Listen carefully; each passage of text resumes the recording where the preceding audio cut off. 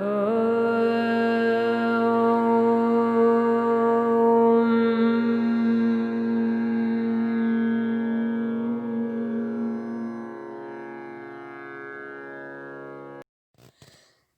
श्री कृष्णा मित्रों।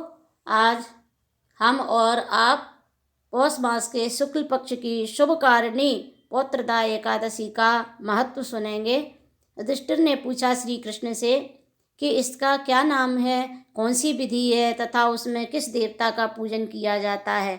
भगवान श्री कृष्ण ने कहा, राजन, पौष के शुक्ल पक्ष की जो एकादशी है उसे बतलाता हूँ, सुनो। महाराज, संसार के हित की इच्छा से मैं इसका वर्णन करता हूँ।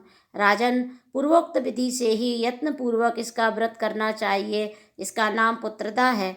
यह सब पापों को हरने वाली उत्तम तिथि है। समस्त कामनाओं तथा सिद्धियों के दाता भगवान नारायण इस तिथि के अधिदेवता हैं। चराचर प्राणियों सहित समस्त त्रिलोकी में इससे बढ़कर दूसरी कोई तिथि नहीं है। पूर्व काल की बात है, भद्रावतीपुरी में राजा सुकेतुमान राज्य करते थे। उनकी रानी का नाम चंपा था। राजा को बहुत समय तक कोई वंशधर पुत्र प्राप्त नहीं हुआ, इसलिए दोनों पति पत्नी सदा चिंता और शोक में डूबे रहते थे। राजा के पितर उनके दिए हुए जल को शोकोच्छ्वास से गर्म करके पीते थे। राजा के बाद और कोई ऐसा नहीं दिखाई देता जो हम लोगों का तर्पण करेगा, यह सोच सोचकर पितर दुखी रहते थे। एक दिन राजा घोड़े पर सवार हो गहन वन में चले गए। पुरोहित आदि किसी को भी इस बात का पता न था। मृग और पक्षियों से सेवित उस सघन कानन में राजा भ्रमण करने लगे। मार्ग में कहीं सियार की बोली सुनाई पड़ती थी तो कहीं उल्लुओं की। जहाँ तहाँ रीछ और मृग दृष्टिगोचर हो रहे थे। इस प्रकार घूम घूम कर राजा वन की शोभा देख रहे थे। इतने में दोपहर हो गई। राजा को भूख और प्यास सताने लगी। वे जल की खोज में इधर उधर दौड़ने लगे। किसी पुण्य के प्रभाव से उन्हें एक उत्तम सरोवर दिखाई दिया, जिसके समीप मुनियों के बहुत से आश्रम थे। शोभाशाली नरेश ने उन आश्रमों की ओर देखा। उस समय शुभ की सूचना देने वाले शकुन होने लगे। राजा का दाहिना नेत्र और दाहिना हाथ फड़कने लगा, जो उत्तम फल की सूचना दे रहा था। सरोवर के तट पर बहुत से मुनि वेद पाठ कर रहे थे। उन्हें देखकर राजा को बड़ा हर्ष हुआ। वे घोड़े से उतरकर मुनियों के सामने खड़े हो गए और पृथक पृथक उन सबकी वंदना करने लगे। वे मुनि उत्तम व्रत का पालन करने वाले थे। जब राजा ने हाथ जोड़कर बारंबार दंडवत किया तब मुनि बोले, राजन, हम लोग तुम पर प्रसन्न हैं। राजा बोले, आप लोग कौन हैं, आपके नाम क्या हैं तथा आप लोग किस लिए यहाँ एकत्रित हुए हैं, यह सब सच सच बताइए।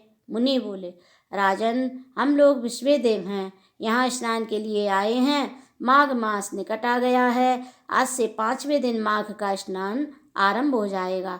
आज ही पुत्रदा नाम की एकादशी है, जो व्रत करने वाले मनुष्यों को पुत्र देती है।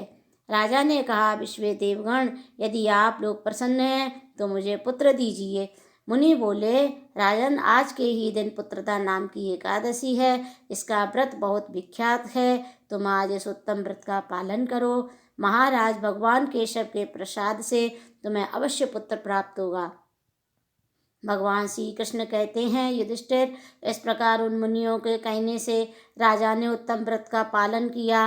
महर्षियों के उपदेश के अनुसार विधि पूर्वक पुत्रदा एकादशी का अनुष्ठान किया। फिर द्वादशी को पारण करके मुनियों के चरणों में बारंबार मस्तक झुकाकर राजा अपने घर आए। तदंतर रानी ने गर्भ धारण किया। प्रसव काल आने पर पुण्यकर्मा राजा को तेजस्वी पुत्र प्राप्त हुआ, जिससे अपने गुणों से पिता को संतुष्ट कर दिया। वह प्रजाओं का पालक हुआ। इसलिए राजन, पुत्रदा का उत्तम व्रत अवश्य करना चाहिए। मैंने लोगों के हित के लिए तुम्हारे सामने इसका वर्णन किया है। जो मनुष्य एकाग्रचित्त होकर पुत्रदा का व्रत करते हैं, वे इस लोक में पुत्र पाकर मृत्यु के पश्चात स्वर्गगामी होते हैं। इस महात्म को पढ़ने और सुनने से अग्निष्टोम यज्ञ का फल मिलता है। अब माघ मास की महत्व और उसकी कथाएं आगे के वीडियो में आपको सुनने के लिए मिलेंगी। जय श्री कृष्णा मित्रों।